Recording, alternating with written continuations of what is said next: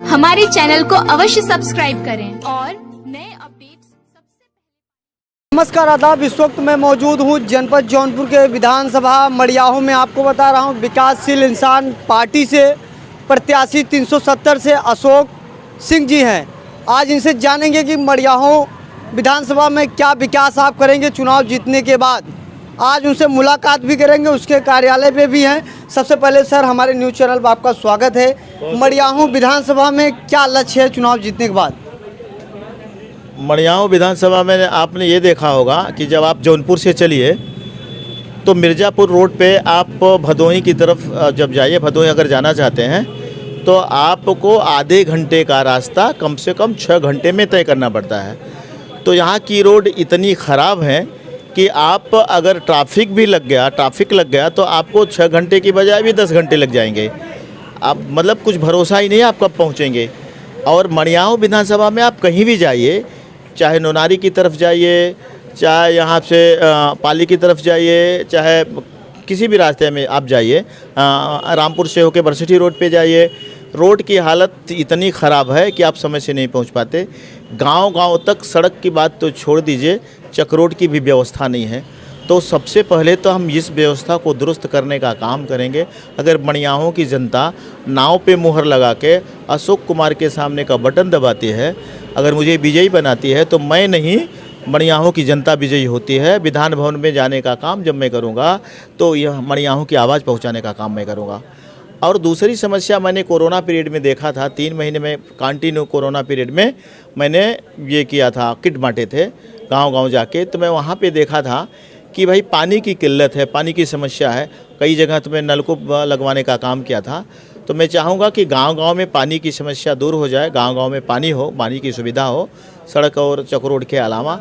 और आपने देखा होगा कि बिजली की व्यवस्था है, शहरों में है, नगर में है, बाज़ार में है, लेकिन किसी गांव में ट्रांसफार्मर नहीं है, किसी गांव में अंधेरा है। तो मैं जिस गांव में अंधेरा होगा वहां पे प्रकाश पहुंचाने का काम करूंगा। मैं ये पहली बार चुनाव नहीं लड़ रहा हूं, 2 बार मैं member of parliament Bahujan Samaj party के साथ लड़ा हूं। एक बार मैंने असेंबली का चुनाव रामपुर खास प्रतापगढ़ से बहुजन समाज पार्टी की तरफ से लड़ा हूं। 2019 का लोकसभा में लड़ा निर्दल प्रत्याशी के रूप में, जब बहुजन समाज पार्टी ने 5 दिन पहले मेरा टिकट काट दिया था। जब फॉर्म खरीदा जा रहा था उसके 5 दिन पहले। कारण क्या था वो मैं नहीं बताऊंगा।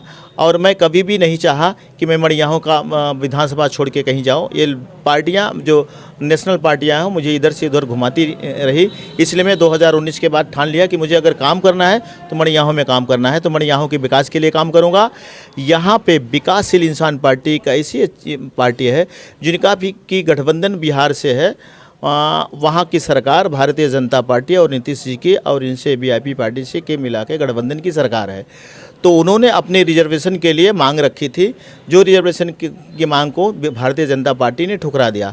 तो उन्होंने अपने समाज के लिए इनको ठुकरा दिया, इनके साथ गठबंधन नहीं किया उत्तर प्रदेश में। इनके विचार मुझे अच्छे लगे, दूसरी निषाद पार्टी बिक गई इनके साथ में जिसने कि गठबंधन किया। तो हमारे साथ यहाँ पे 28,000 के लगभग निषाद हैं यहाँ पे मड़ियाहू विधानसभा में। मैं उनको लेके चल रहा हूँ। ठाकुर समाज का 40-42 हज़ार वोट है, अकेले मैं ठाकुर खड़ा हूँ। 12 कैंडिडेट में से अकेले मैं ठाकुर हूँ। मेरा समाज के लिए मैं काम कर रहा हूँ, मेरा समाज मेरा साथ दे रहा है। मैं ठाकुर समाज का होकर हर समाज के लिए मैंने काम किया है, किट बांटे हैं। सारा समाज, ब्राह्मण समाज मेरे साथ है, ओबीसी भी समाज मेरे साथ है, मुस्लिम समाज मेरे साथ है, दलित समाज मेरे साथ है। मैं बहुजन समाज पार्टी में काफ़ी दिनों तक काम किया हूँ यहाँ पे मड़ियाहू में। सारे लोग मेरे साथ हैं। मेरा कम से कम 1 लाख वोट तक मैं लेने के लिए जा रहा हूँ। 10-12 हज़ार वोट से मैं भिन्न हो रहा हूँ। तो मैं मड़ियाहू विधानसभा के लिए काम करूँगा। मैं विकास मड़ियाहू का ही करना चाहता हूँ। जब तक कोई भी बच्चा अपने माता पिता की सेवा नहीं करता, अपने गांव की सेवा नहीं करता, तब तक वो देश की सेवा नहीं कर सकता। उस उद्देश्य से आया हूँ। मैं अपने समाज के साथ साथ सर्व समाज का काम करूँगा। शिक्षा को लेकर क्या है आपका विचार है? बिल्कुल नहीं है। यहाँ पे आपने देखा, मैं बीएनबी इंटर कॉलेज का छात्र रहा हूँ, तो मुझे पता है कि यहाँ पे शिक्षा का अभाव है। यहाँ पे बहुत सारे स्कूल कॉलेज खोले गए, लेकिन टेक्निकल कॉलेज नहीं है, मेडिकल कॉलेज नहीं, इंजीनियरिंग कॉलेज नहीं है मड़ियाहू विधानसभा में। तो मैं उद्योगपति के नाम से जाना जाता हूँ। मेरा बिजनेस व्यापार है मुंबई में, मैं व्यापारी हूँ वहाँ का। मैं वहाँ पे भी चुनाव लड़ा हूँ। तो मैंने जैसे बताया, मेरा एक विद्यालय है वहाँ पे, अगर कोई मड़ियाहू जौनपुर का दिख गया तो उसकी पूरी फ़ीस माफ़ कर देता हूँ मैं। और अगर मेरे उत्तर प्रदेश का भी है तो उसकी भी फीस मैं आधी फ़ीस माफ़ करने का काम करता हूँ। डोनेशन बिल्कुल मुफ्त करता हूँ वहाँ पे, जो नॉमिनल है उसको भी मैं नहीं लेता हूँ। तो मेरी चाहत है, मैं जहाँ पे पैदा हुआ हूँ इस मड़ियाहू का हूँ, तो मड़ियाहू का विकास देखना चाहता हूँ। तो इसलिए मैं यहाँ पे काम कर रहा हूँ 10-12 साल से मड़ियाहू में।